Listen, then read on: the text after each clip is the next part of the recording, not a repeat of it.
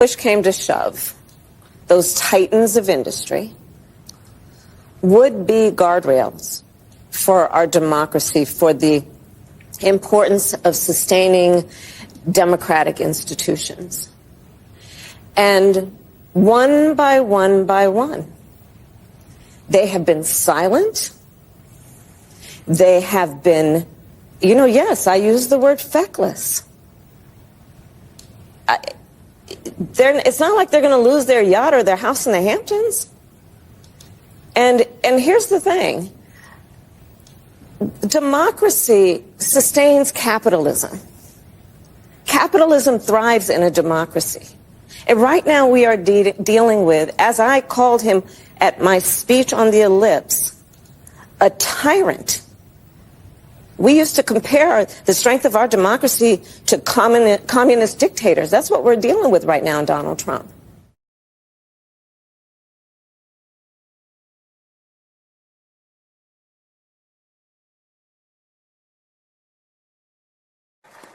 אני מודה לראש האופוזיציה. I would like to thank the head of the opposition. Members of the Knesset. It is now my distinct honor to invite the President of the United States of America, His Excellency Donald J. Trump, to address the Knesset.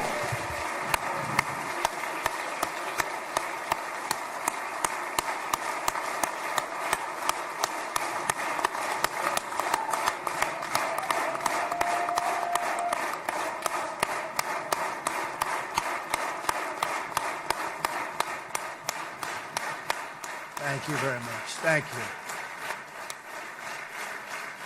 Thank you very much, everybody.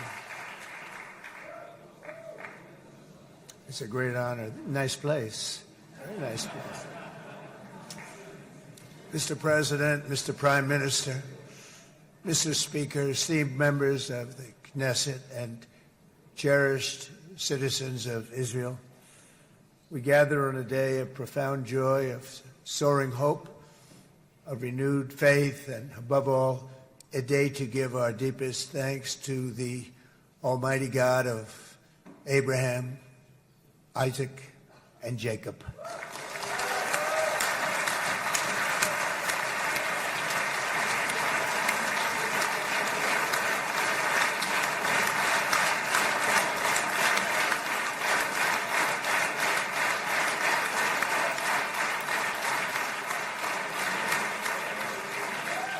After 2 harrowing years in darkness and captivity, 20 courageous hostages are returning to the glorious embrace of their families, and it is glorious. 28 more precious loved ones are coming home at last to rest in this sacred soil for all of time. And after so many years of unceasing war and endless danger, today the skies are calm, the guns are silent, the sirens are still, and the sun rises on a holy land that is finally at peace, a land and a region that will live, God willing, in peace for all eternity.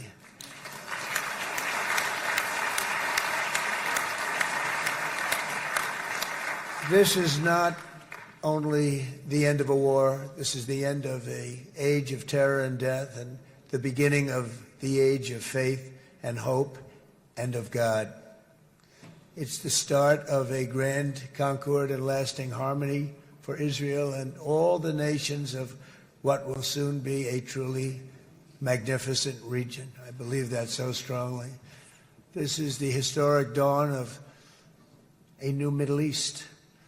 I want to express my gratitude to a man of exceptional courage and patriotism, whose partnership did so much to make this momentous day possible. You know who I'm talking about. There's only one. Prime Minister Benjamin Netanyahu. Bibi, please stand up.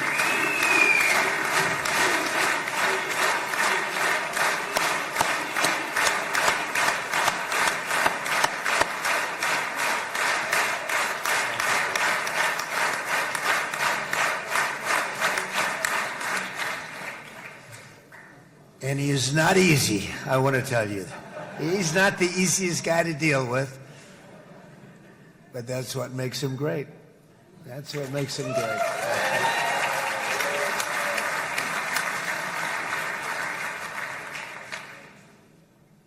Thank you very much, baby. Great job.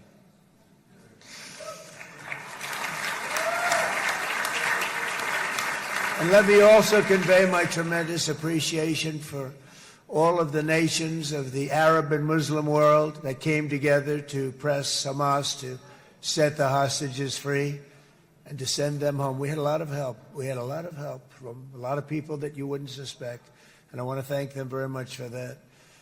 It's an incredible triumph for Israel and the world to have all of these nations working together as partners in peace. And it's pretty unusual for you to see that, but it happened in this case. This was a very unusual point in time, a brilliant point in time. Generations from now, this will be remembered as the moment that everything began to change, and change very much for the better. Like the USA right now, it will be the golden age of Israel and the golden age of the Middle East. It's going to work together. I'd like to thank several great American patriots for their invaluable help in getting something done that almost everyone thought was absolutely impossible. We were wasting our time. So many people said, "You're just wasting your time." But we weren't, because we had talented people working with us, and we had people that loved your country, and frankly, people that loved the region. They loved the Middle East. I want to thank my friend Steve Witkoff.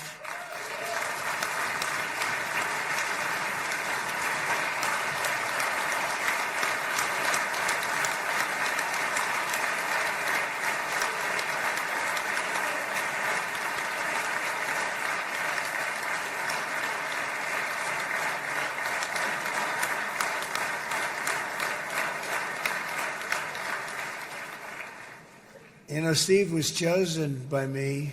He never did this before, but I knew him as a few things. He was a great businessman, but I know a lot of great businessmen, to be honest with you. He had tremendous negotiating skills, but I know a lot of people that negotiate pretty well, although it is an art.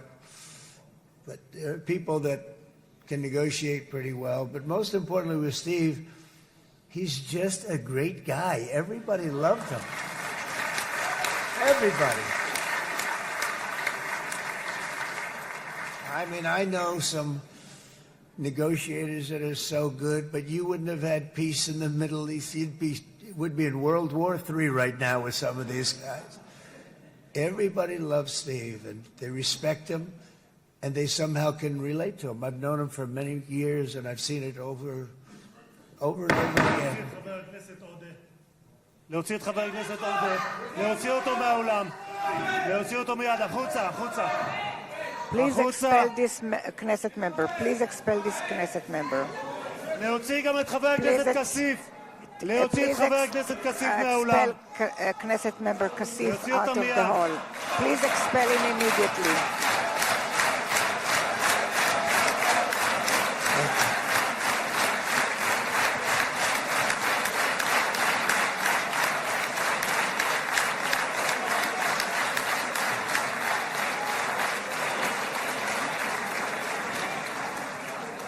Sorry for that, Mr. President.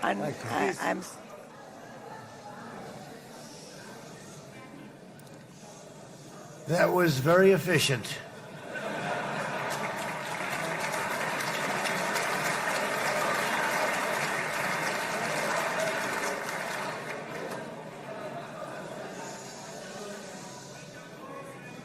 So back to Steve.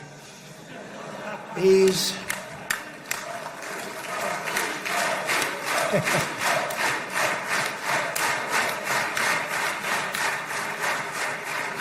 But I tell one story because he was so involved, and then we called in Jared. We need that brain on occasion. We got to get Jared in here. We got to get a certain group of people. But Steve started this all by himself. I call him Henry Kissinger, who doesn't leak. Okay? Henry is a big leaker. He leaked.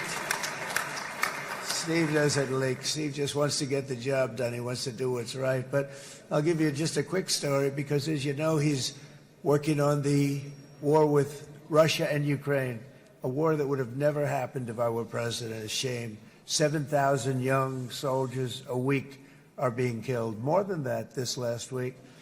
It's a shame that it never happened. But it did happen, and we won the race, and I took over this horrible war that's been raging, and I thought it would be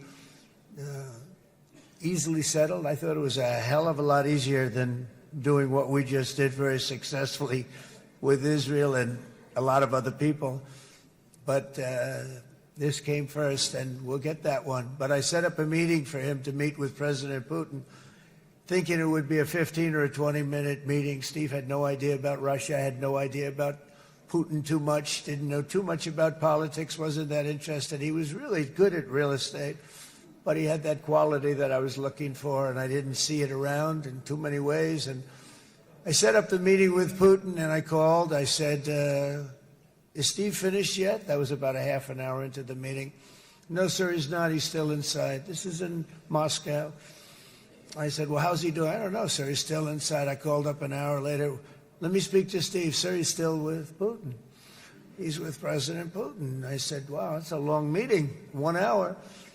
I called up an hour later. He was still with Putin. 3 hours later, he was still with Putin. 4 hours later, he started to get the word that he was going to be coming out soon. And in 5 hours, he came out. I said, what the hell were you talking about for 5 hours? And he says, just a lot of interesting things. We're talking about a lot of interesting things, including what he went in there for, but you can't talk about it for 5. You can talk about it for a certain period of time, and you know what you're getting. But that's a talent. That's a talent where you can do that. Most people I'd send in, number one, they wouldn't be accepted. Number two, if they were, the meeting would last 5 minutes. And that's what happens with Steve. Everybody loves him. They love him on this side. They love him on the other side. And he really is. He's a great negotiator because he's a great guy. So thank you very much, Steve, very much.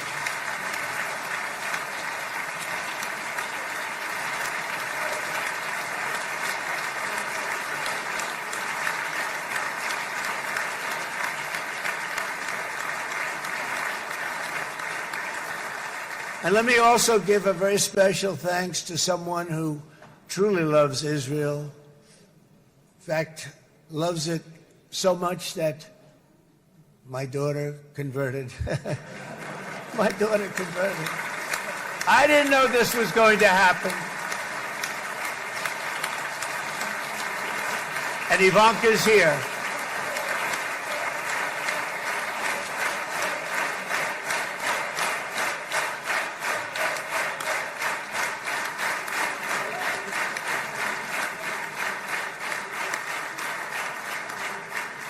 And Bibi, you do know this was not in the cards for me. You understand that. And she is so happy, and they are so happy. At least I think they're happy. If they're not, we have a big story, right? No, they have a great marriage, and they get along great. They're best friends. They have a very special relationship. But Jared has been so helpful. He really did something very special. He established the Abraham Accords with a group of very wonderful people. I like calling it the Avraham Accords because people that, right? Avraham.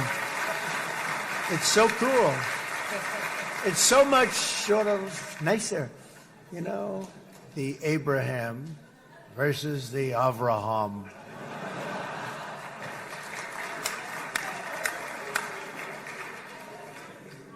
I just don't want to sound too sanctimonious when I do it, so, you know, I sort of split it up. This way we keep everybody happy.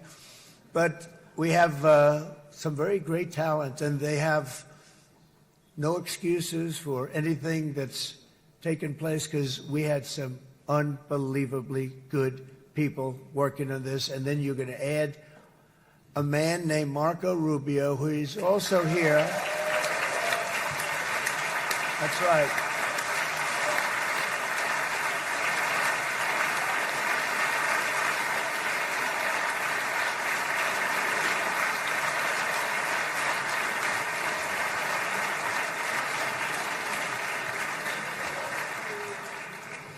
And I have a prediction that Marco will go down, I mean this, as the greatest Secretary of State in the history of the United States. I believe that.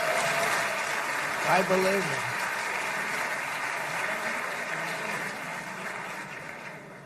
it. And he and I, we really fought it out. You remember, he was tough.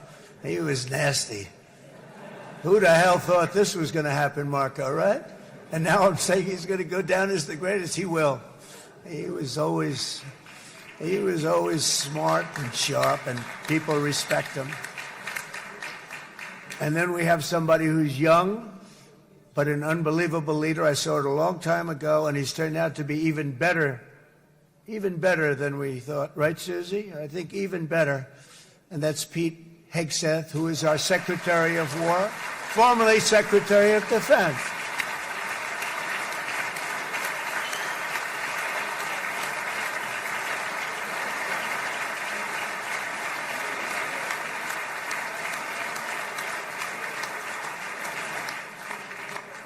And as you know, we decisively won World War I. We decisively won World War II decisively. And everything in between and everything before it, we won everything. And then they had the brilliant idea of changing the name from war, it was war, to defense. And with that went a certain thinking. And we fought in a very politically correct way after that. We always had the strongest military, and now we have a stronger military than we've ever had before. Because of my first term, I've totally rebuilt the military, every aspect of it. But we have, if you think, we settled 8 wars in 8 months. I'm now including this one, by the way, if that's okay. They may say, well, that was quick. Because yesterday I was saying 7, but now I can say 8. The hostages are back. The hostages are back.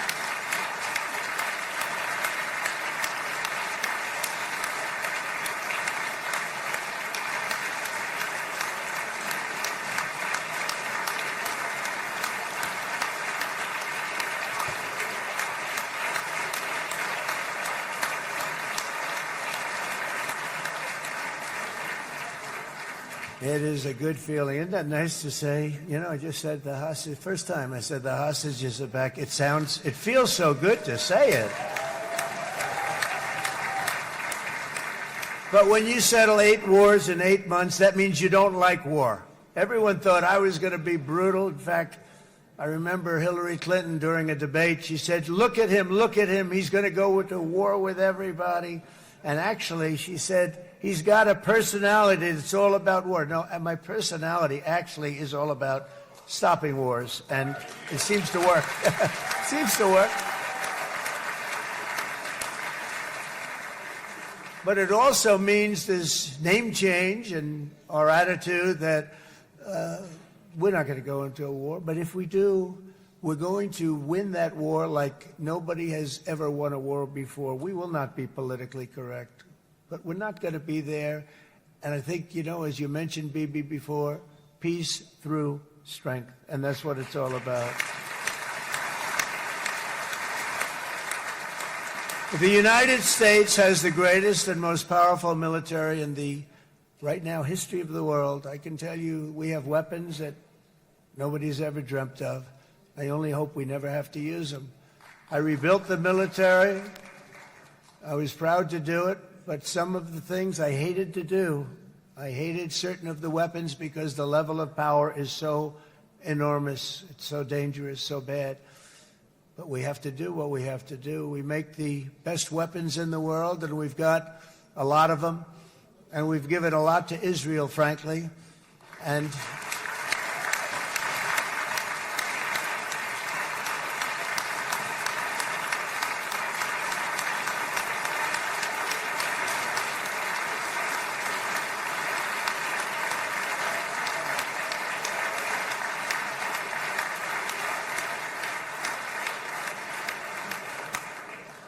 Bibi would call me so many times, can you get me this weapon, that weapon, that weapon? Some of them I never heard of, Bibi, and I made them. But we'd get them here, wouldn't we? And they are the best. They are the best. And But you used them well. It also takes people that know how to use them, and you obviously used them very well. But so many that Israel became strong and powerful, which ultimately led to peace. That's what led to peace. So as we celebrate today, let us remember how this nightmare of depravity and death all began. 2 years ago, on the eve of the Simchat Torah holiday, thousands of innocent Israeli civilians were attacked by terrorists, and one of the most evil and heinous desecrations of innocent life the world has ever seen, the worst slaughter of Jews since the Holocaust. The cruelty of October 7th struck to the core of humanity itself. Nobody could believe what they were witnessing. The United States of America grieved alongside you, and we mourned for our own citizens who were so viciously taken that day. And to all the families whose lives were forever changed by the atrocities of that day, and all of the people of Israel, please know that America joins you in those two everlasting vows: never forget and never again.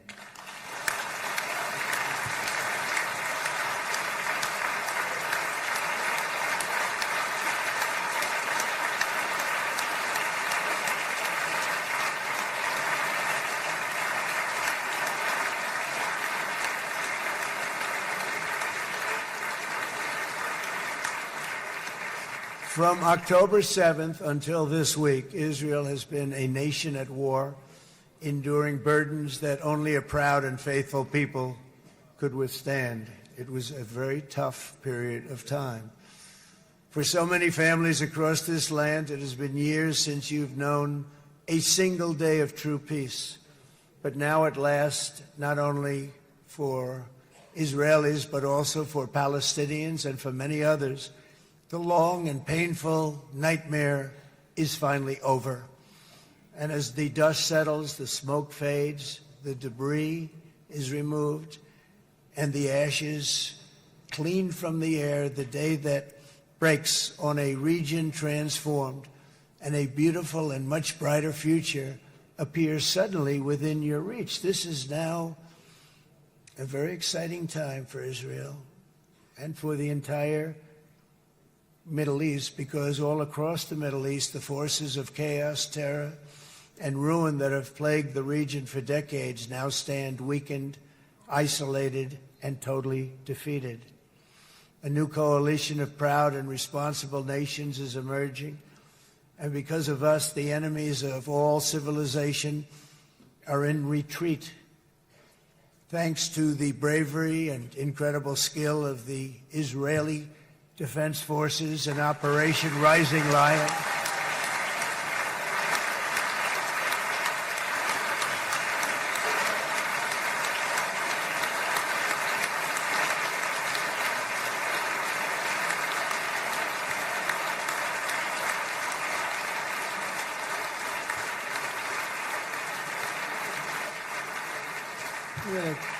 That's central casting. Let's put him in a movie. Look at him. Great job. And my people loved working with you. Loved it. They worked so well together. But many of Iran's top terrorists, including nuclear scientists and commanders, have been extinguished from this earth. And with Operation Midnight Hammer, boy, that's a great name for that, what we did last June. The United States military flew 7 of those beautiful B-2 bombers. They look so beautiful all of a sudden. They were always, I thought they were pretty planes. I had no idea they could do what they did. In fact, we just ordered 28 more of them. A little updated version. We ordered a whole pile of them. And almost 100 other planes went with them, including fighter jets. And we had 52 tankers, big, beautiful, brand new tankers that were loading them up 4 or 5 times. They've traveled 37 hours back and forth. Think of that. But we had tankers all over the sky for all the other planes. We had the F-22s, the F-35s, F-16s. We had a hell of a lot of planes.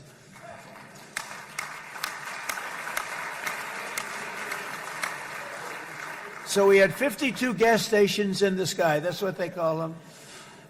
I'll tell you, I wouldn't want to be flying one of them. We have our great General Raisin Cain right here. General, stand up. This guy. What a general. Thank you.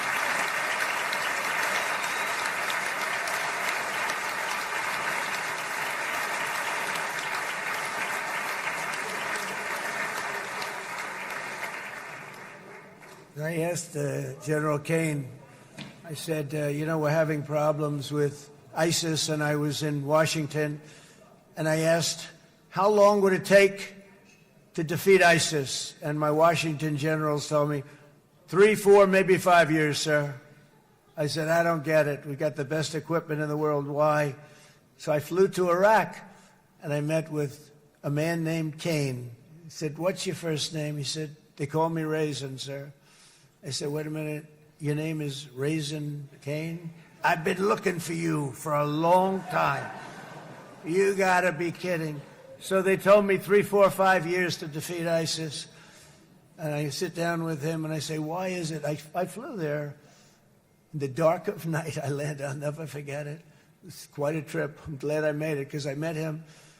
I said, could I ask you, General? I come down. He said with another general and a sergeant. Everybody was like central casting. They could go into a movie right now. Between him and you guys over here, we could get rich making movies, okay? And they got along so great. That's the beautiful thing, that your military and our military, Bibi, got along so great. But what I was told by the television generals in Washington, we have the best equipment in the world. Why is it taking so long? And they said, 4 years. I said, so let me ask you, Raisin, how long would it take you to defeat ISIS? Sir, we can do it in 3 weeks, but you'll probably have some time left over. I said, you got to be kidding. What the hell are you talking about? They said 4 years. I said, well, sir, look, it's not my place to say, but you're asking me the question. What you have to do is you hit them from the west, you hit them from the north, you hit them from the south, you hit them above, you hit them below. I said, so why didn't they do it? And he didn't want to speak badly of his superiors, which is hard to believe they were his superiors. It should have been the other way around a long time ago, because he's the one that did Operation Hammer. It was flawless. It was flawless. It was absolutely flawless. And I said, so you really think you can do it in 4 weeks? Yes, sir, 100%. You have to do it differently than they were doing it. They were using one base, and it was hundreds of miles away. And he says, we have all these portable bases all over the Middle East. And they didn't want to use them because they didn't want to offend the country where the portable... They wouldn't have even known what the hell the planes were going up, right? They wouldn't have known. But he said, no, they didn't want to defend anybody, offend anybody. And but we can do it in 4 weeks. I said, you sure about that? I'm going to call you back. I'll call you back on Monday. I'm going back to Washington. But you think 4 weeks? Yes, sir, I think we can do it in 4 weeks. We'll have time left over. So I call him on Monday. I say, you think you can do it? 4 weeks. I said, go ahead and do it. He did it. I'll tell you, he did it in 4 weeks, less than 4 weeks. So, General, stand up, please. Again, this is a real general. This is not a television general. He doesn't want to go on television.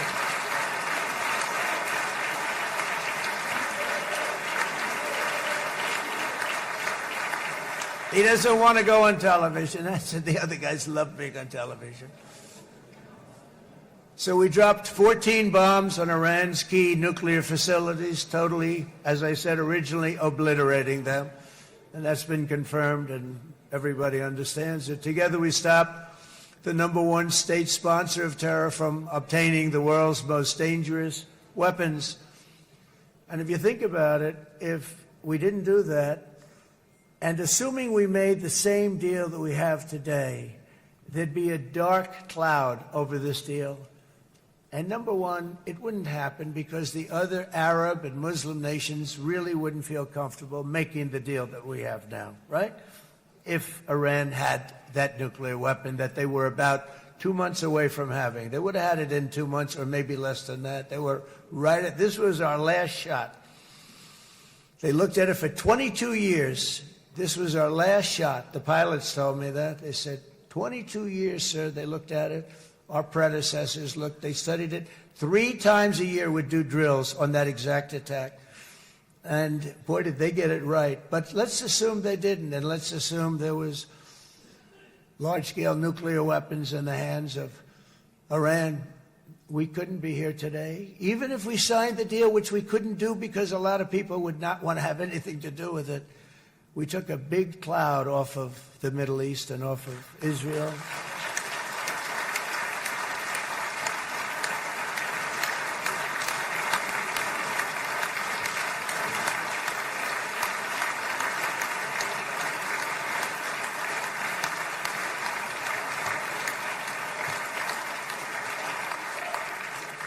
And it was my honor to help.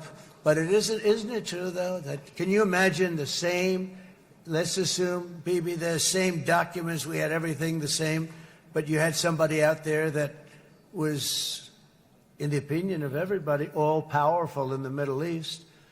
They took a big hit, didn't they? Didn't they take a big hit? Boy, oh boy. They got it from one side, from the other. And you know, it would be great if we could make a peace deal with them. And I think that's maybe, would you be happy with that? Wouldn't it be nice, I think? Because I think they want to. I think they're tired. Somebody said, sir, they're starting their nuclear program again. I said, let me tell you something. They're not starting anything. They want to survive. The last thing they want to do is start digging holes again in mountains that just got blown up and start. They're not doing it. They want to survive, okay? But I think we have a chance. Steve, you, and I think Jared, come on, I'll call you back for another one. We always bring Jared when we want to get that deal closed. We bring Jared, but Steve, you and Jared and the General and Pete and Marco, you'll get that deal done easy. I think that'll be easy. But first we have to get Russia done. We got to get that one done. If you don't mind, Steve, let's focus on Russia first, all right? We'll get it done. In Lebanon, the dagger of Hezbollah, long aimed at Israel's throat, has been totally shattered. My administration is actively supporting the new president of Lebanon in his mission to permanently disarm Hezbollah's terror brigades. He's doing very well. And build a thriving state at peace with its neighbors. And you're very much in favor of that, I know. And it's good things are happening there, really good things. And with this week's ceasefire, we've achieved the most challenging breakthrough of them all. The most challenging breakthrough maybe ever. I mean, I've never seen anything like it. I've been involved in a lot of success. I have never seen anything like what's going on today all over the world. People are dancing in the streets, not just in Israel. They're dancing in the streets of countries that would have never danced in the street about what's happening today. They're dancing in those streets. So this long and difficult war has now ended. You know, some people say 3,000 years, some people say 500 years, whatever it is. It's the granddaddy of them all. And in an unprecedented achievement, virtually the entire region has endorsed the plan that Gaza will be immediately demilitarized, that Hamas will be disarmed, and Israel's security will no longer be threatened in any way, shape, or form.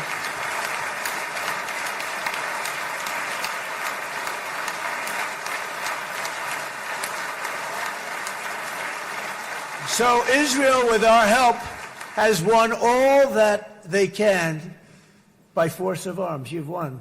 I mean, you've won. Now it's time to translate these victories against terrorists on the battlefield into the ultimate prize of peace and prosperity for the entire Middle East. It's about time you were able to enjoy the fruits of your labor. Mr. Opposition Leader. I said he's a very nice opposition leader. I think, no, he's a nice man.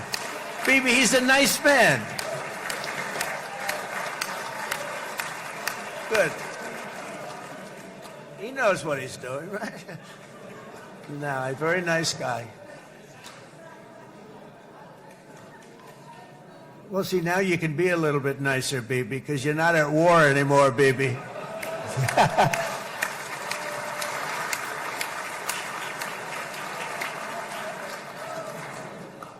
But only by embracing the opportunities of this moment can we achieve our goal of ensuring that the horrors of recent years will never happen again. You don't want to have to go through this again.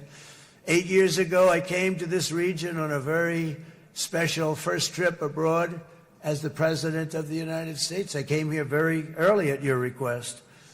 I addressed the leaders of the Arab and Muslim world gathered in Saudi Arabia and said that it was time to build a future free of the grip of extremism and terror. And interestingly, right now, as soon as I'm finished, I'm quite late. You've kept me quite late between opposition leaders and Bibi's brilliant but very long speech. I thought I was going to run up here, make a speech, and then head to Egypt. It didn't work out, though. And you made a pretty long one, too, sir.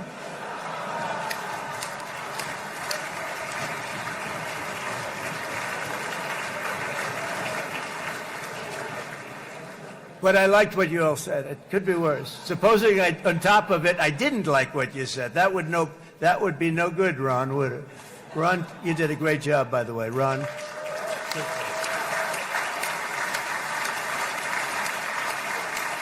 Yeah.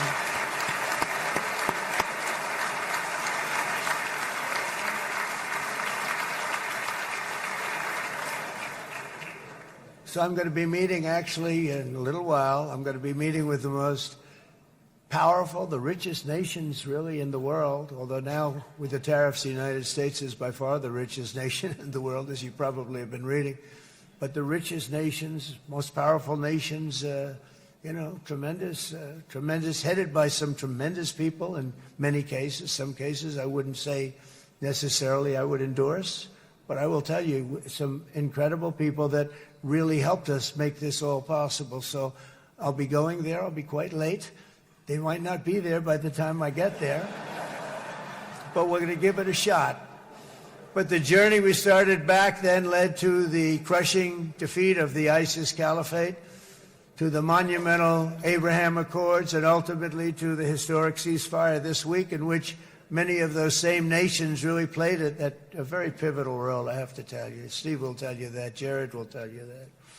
Together we've shown that peace is not just a hope that we can dream about. It's a reality we can build upon day by day, person by person, and nation by nation. And because of that, the Middle East is finally ready to embrace its extraordinary potential. You have extraordinary potential in this region. It should now be clear to everyone throughout the region that decades of fomenting terrorism and extremism, jihadism and anti-Semitism have not worked. They haven't worked. They've been a disaster. They've just killed. They've killed. They've backfired completely and totally. They've just totally backfired. Everything that you thought, take it worst case, it's turned out to be worse than that. They have not worked. From Gaza to Iran, those bitter hatreds have delivered nothing but misery, suffering, failure, and death. They've served not to weaken Israel, but to annihilate the very forces that did the most to foment this hatred. And it's really, everybody that's tried it has become irrelevant. Meanwhile, we've seen those nations that set aside their differences, reached across ancient divides, and pursued engagement are now among the most successful in the region. They're getting along with Israel, and they're doing great. And I can tell you the 4 nations that joined the Abraham Accords early on, and you'd all be doing me a favor, and I'm going to be saying this in a little while to some other friends, would love you all to, is this right, Jared? Join up in the Abraham Accords. We have to join up and get together. You can have that whole thing filled out. We had a very weak administration, worst president in the history of our country by far. And Barack Obama was not far behind, by the way.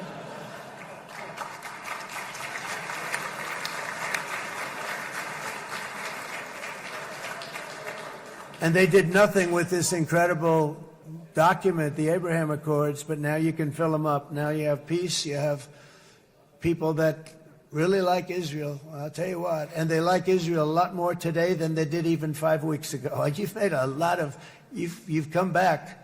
You've come back strong because it was getting to be a little nasty out there in the world, and ultimately the world wins. You can't beat the world. Or I would say to Bibi, it's now time, and he understood it better than anybody, because ultimately, you know, the world's a very big place.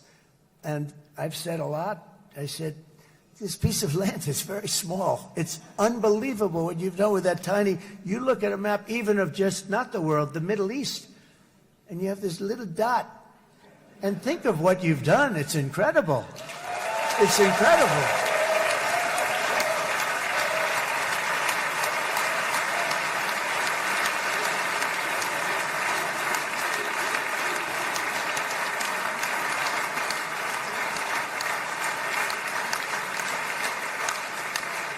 But the world is loving Israel again. And I said to Bibi, you know, the world is big and it's strong. And Ron, ultimately, the world wins. And we don't have to worry about that now. But there was getting to be a period of time over the last few months, you know, the world wanted peace and Israel wanted peace. Everybody did. Everybody did. And what a victory it's been, right? What a victory it's been. If you would have gone on for 3-4 more years, keep fighting, it was getting bad. It was getting heated. The timing of this is brilliant. And I said, Bibi, you're going to be remembered for this far more than if you kept this thing going, kill. It would be it would not be the same. And I just want to congratulate you for having the courage to say, that's it, we've won. And now let's enjoy our lives and let's rebuild Israel and make it stronger and bigger and better than it's ever been before. You're going to do that. Took a lot of guts. And the choice for Palestinians could not be more clear. This is their chance to turn forever from the path of terror and violence. It's been extreme, to exile the wicked forces of hate that are in their midst, and I think that's going to happen. I've met some people over the last couple of months that want to see it happen very much, and after tremendous pain and death and hardship, now is the time to concentrate on building their people up instead of trying to tear Israel down. We don't want that to happen again. And the total focus of Gazans must be on restoring the fundamentals of stability, safety, dignity, and economic development so they can finally have the better life that their children really do deserve after all these decades of horror. I intend to be a partner in this effort in the sense that we're going to help and we're going to do something that became unbelievably popular. Everybody wants to be on it. It's called the Board of Peace, okay? How about that? Is that a beautiful name? Like a board of peace.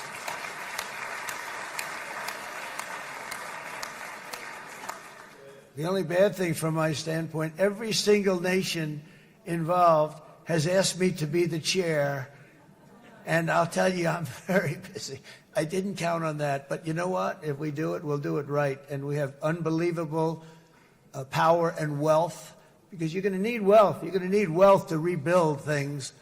And they have wealth like few people have wealth. I want to thank the Arab and Muslim nations for their commitment that they've made to support a safe rebuilding of Gaza and beyond. I have many Arab countries, very wealthy countries, that came up and said, we'll put up tremendous amounts of money to get rebuild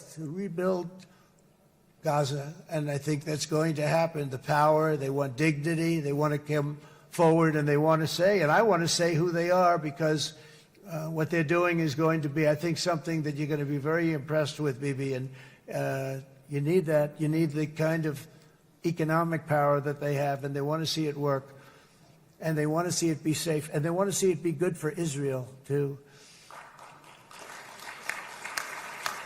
And as much money as it will be, and it's a lot, as you can see, it's a lot, For these countries, it's relatively little relative to their worth. It's really a lot of money like most people could never even conceive. But for these countries, it's not that much, especially because it ensures success and stability in the Middle East, which is what they want to see. So many of them will be with us in Egypt in a little while, I think. I'm not sure. They may be gone. They may have taken their Boeing 747s and left. I said, what kind of a plane do you fly? 747. I said, that's a large plane. No, they may have. Steve, do you think they've left on their their brand new Boeing 747s? Or I don't know. We're going to find out soon. It's going to be a big story. There'll be 2 people left, and they'll be the 2 poorest ones.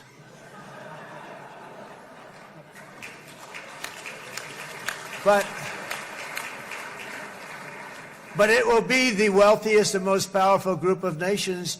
So the group that we have assembled, that's waiting for us, is the wealthiest and most powerful group ever assembled at one time. There has never been a group like this. And they're only looking for good. They want good. They're going to do good.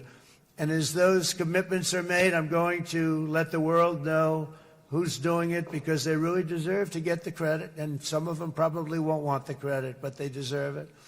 It's more obvious than ever that the productive and responsible nations of this region should not be enemies or adversaries. You should be partners and eventually even friends, and that's what's going to happen. I know it. Together you can stand against the forces of chaos. Yeah, you go ahead. That's an important point.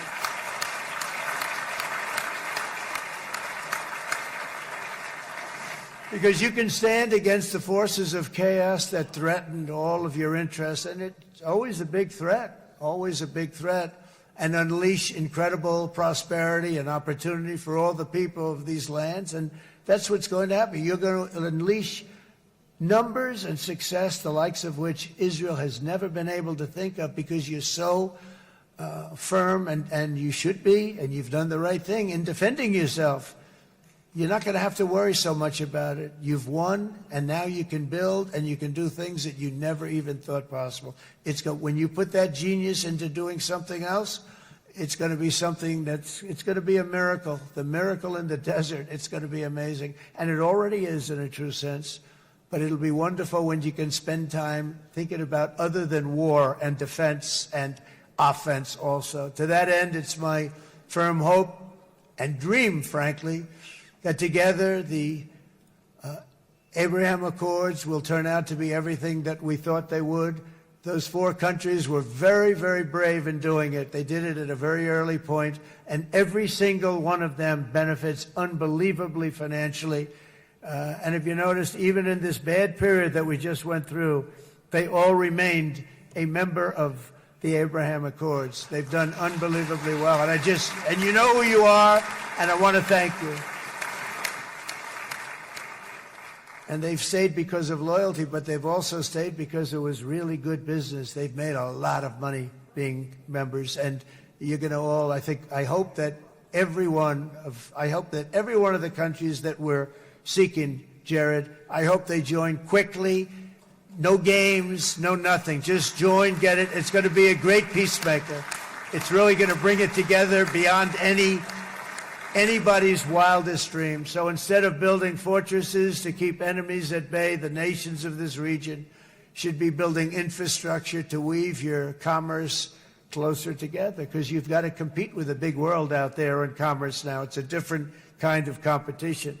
Instead of making weapons and missiles, the wealth of this region should flow to schools and medicine, industry, and, frankly, the new hot thing, artificial intelligence. It's a lot of intelligence they're going to have to be thrown off to pay back these sums of money that they're doing. But that's really the hot one.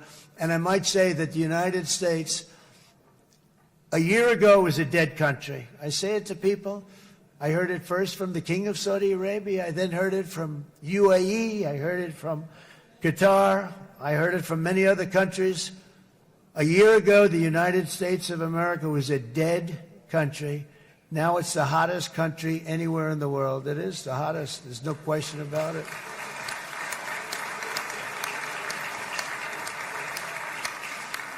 In fact, if you go back a year ago, before the election, although once we had November 5th, we became hot because people got it. I would say November 5th was a time that we became really hot. But once you go back a couple of years, if I were in charge and the country was doing what they were, nobody was going to ask me to speak. Nobody asked Joe Biden to come up and speak, I guarantee you that. And if they did, he would have turned them down, I promise you. He didn't speak. He didn't speak, and he didn't speak well. But all of the countries in the Middle East, it could have, what we're doing now, it could have happened a long time ago, but it was strangled and set back almost irretrievably by the administrations of Barack Obama and then Joe Biden. There was a hatred toward Israel. There was an absolute hatred. The setbacks really started when President Obama signed the Iran nuclear deal. This was a disaster for Israel, and it was a disaster for everyone. And I remember that Bibi Netanyahu came to the United States and worked so hard to try and get Obama not to do that deal.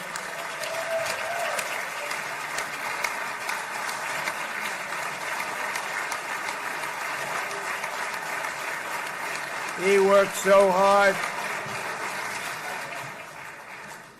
But it was like talking to a wall. I remember him telling me it was like talking to a wall. They wanted to go with Iran. They chose Iran, frankly, over a lot of other good nations, but specifically Israel.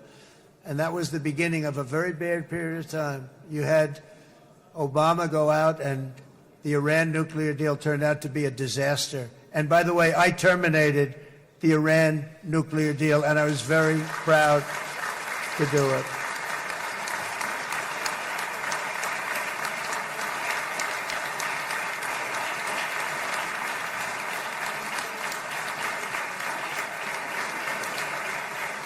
Yet even to Iran, whose regime has inflicted so much death on the Middle East, the hand of friendship and cooperation is open. I'm telling you, they want to make a deal. That's all I do in my life. I make deals. I'm good at it. I've always been good at it. And I know when they want. Even if they said, we don't want to make a deal, I can tell you they want to make a deal. All right, they do. They want to make a deal, and we're going to see if we can do something, because this is crazy what's happening, and we're not going to have this anymore. Neither the United States nor Israel bear the people of Iran any hostility. We merely want to live in peace. We don't want any looming threats over our heads, and we don't want to even think in terms of nuclear destruction. It's not going to happen, never will happen.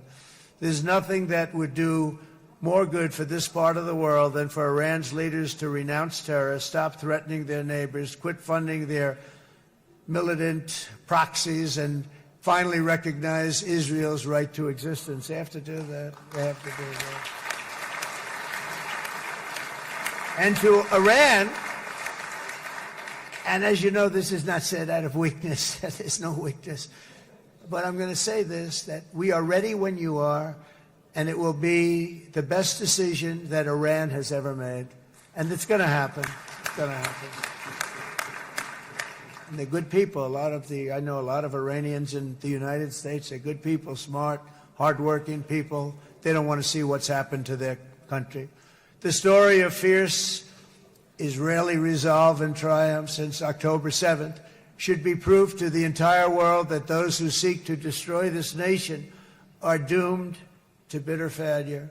The state of Israel is strong, and it will live and thrive forever.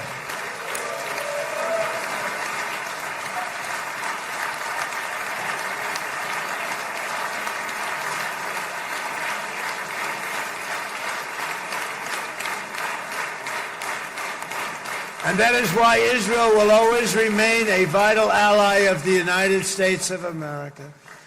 Israelis share our values, field one of the world's most powerful militaries. You really do. You have an amazing, what a job you've done. And have one of the most innovative economies on earth. Those are just a few of the reasons why I'm proud to be the best friend that Israel has ever had. And they all say it in the White House. They all say it. I guess it's true because everybody says it, baby. You said it today. Thank you. But as president, I terminated the disastrous Iran nuclear deal, and ultimately I terminated Iran's nuclear program with things called B-2 bombers. It was swift, and it was accurate, and it was a military beauty. I authorized the spending of billions of dollars, which went to Israel's defense, as you know. And after years of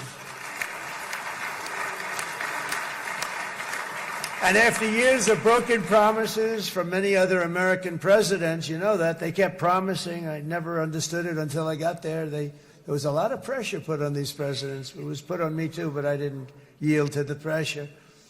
But every president for decades said, we're going to do it. The difference is I kept my promise and officially recognized the capital of Israel and moved the American embassy to Jerusalem.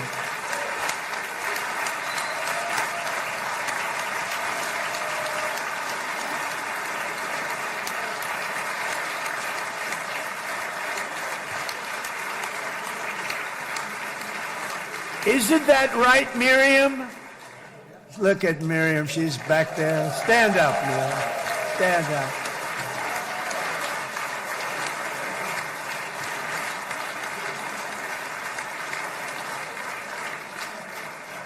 Miriam and Sheldon would come into the office. They'd call me.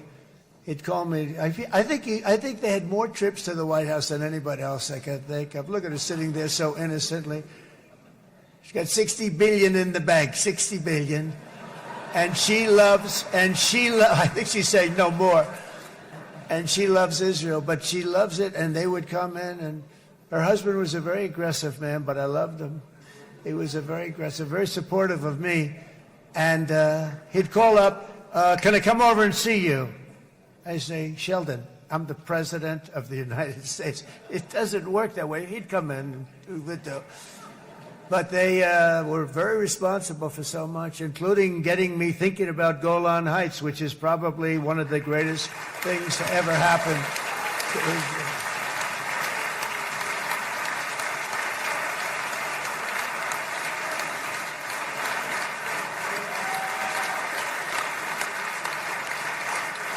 Miriam, stand up, please. She really is. I mean, she loves this country.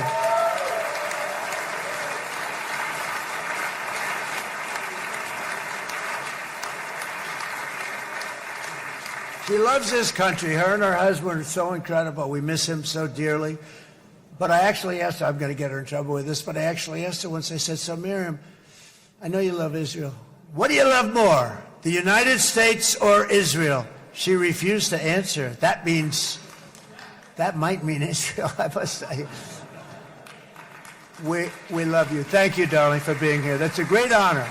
Great honor. She's a wonderful woman.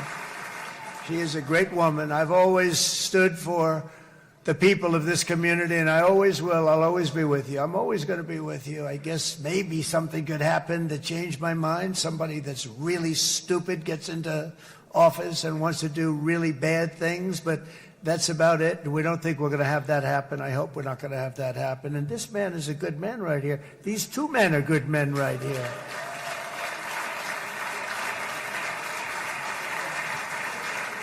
Hey, I have an idea. Mr. President, why don't you give him a pardon? Give him a pardon. Come on.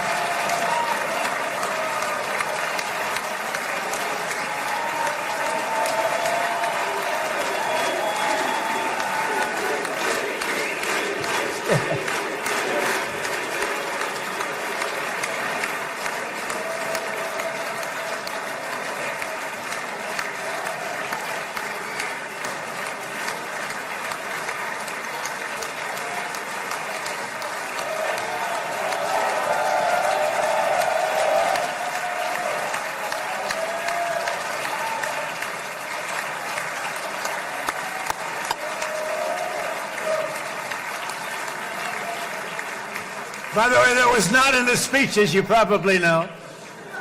But I happen to like this gentleman right over here, and it just seems to make so much sense. You know, whether we like it or not, this has been one of the greatest wartime presidents. This has been one of the greatest wartime presidents. And cigars and champagne, who the hell cares about that?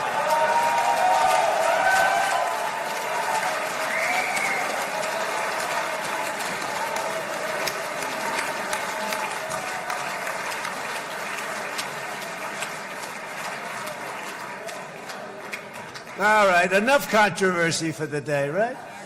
Actually, I don't think it's very controversial. So, I mean, I see so popular. You are a very popular man. You know why? Because you know how to win.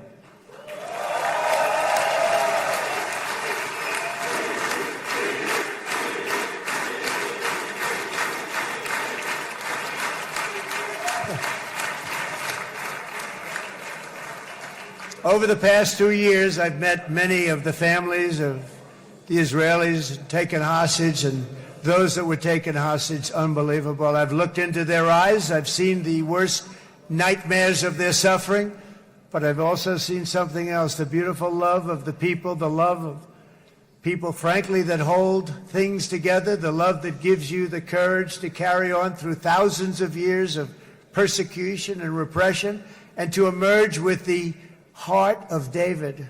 It's the heart of David. It's that love that's defeated the enemies of civilization, built this incredible country and this unbelievable economy, and forged one of the great democracies of the world.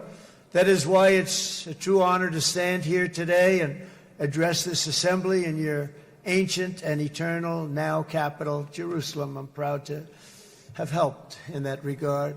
This city and this nation stand as living proof that a much brighter future for this entire region is truly within our grasp. For thousands of years, Jerusalem has been a home to Christians, Jews, Muslims, and people of all ethnicities and creeds. This is the holy center of the world's three great Abrahamic faiths. I like that too. Adorned, it's the first time I've seen that word in a while. Adorned with their sacred sites and alive with their pilgrims and visitors from every corner of the globe. But here between the Western Wall, the Temple Mount, and the hill called Calvary, people of every faith and background live, work, pray, serve, and raise their families side by side, and they do it with love.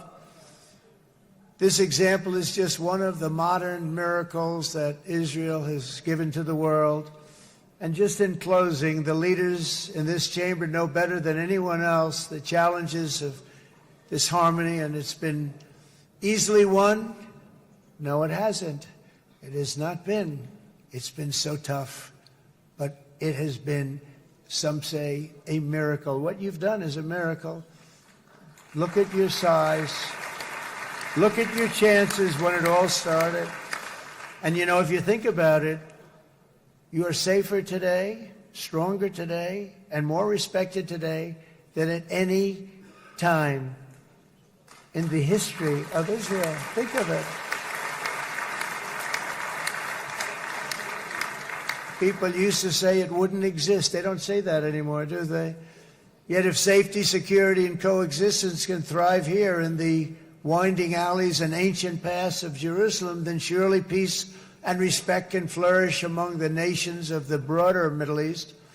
The God who once dwelled among his people in this city still calls us, in the words of Scripture, the turn from evil and do good, to seek peace and pursue it. So he still whispers truth into the hills and knolls and valleys of his magnificent creation, and he still writes hope into the hearts of his children all over the world. And that is why even after 3,000 years of pain and conflict, the people of Israel have never given up from the threats of Zionism, from all sorts of threats. You want the promise of Zion. You want the promise of success and hope and love and God. And the people of America have never lost faith in the promise of a great and blessed future for all of us. From the very first day that modern Israel was founded, we have stood together through thick and thin of setbacks, and through victory and defeat, through glory and heartache. We have built industries together. We have made discoveries together. We have confronted evil together, and we have waged war together. And perhaps, most beautifully of all, we have made peace together.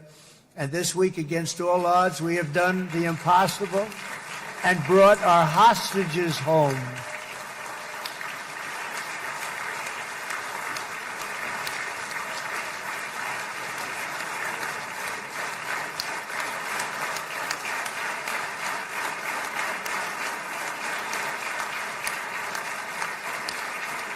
So now we're going to forge a future that is worthy of our heritage. We're going to build a legacy that all the people of this region can be proud of.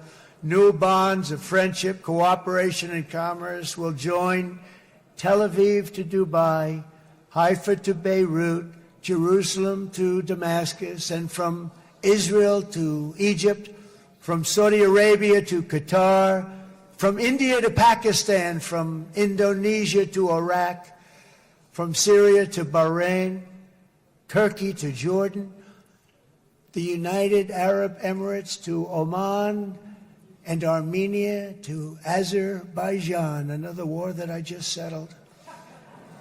We are going to have hope, harmony, opportunity, and happiness here in the spiritual and geographic center of the entire world. That's what you are.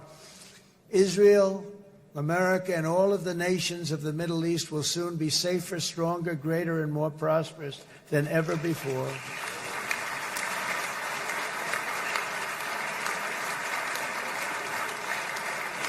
And I want to thank you all once again for this exceptional honor. This has been truly an honor. It's seldom that a president is invited to do this.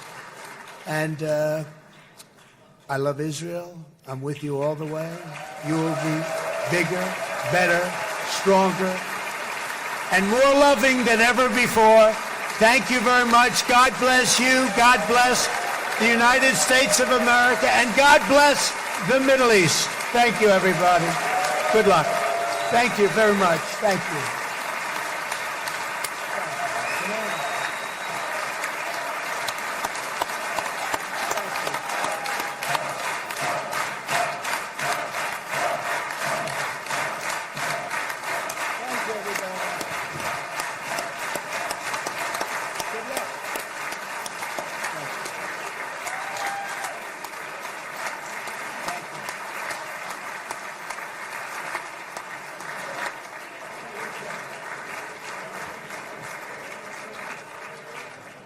אני מודה לנשיא ארצות הברית של אמריקה על דבריו. חברות וחברי הכנסת, תם סדר היום. הישיבה הבאה תתקיים ביום שני, כ"ח בתשרי התשפ"ו, 20 באוקטובר 2025 בשעה 16:00. חג שמח ובשורות טובות. ישיבה זו נעולה. כבוד הנשיאים וכבוד יושב ראש הכנסת.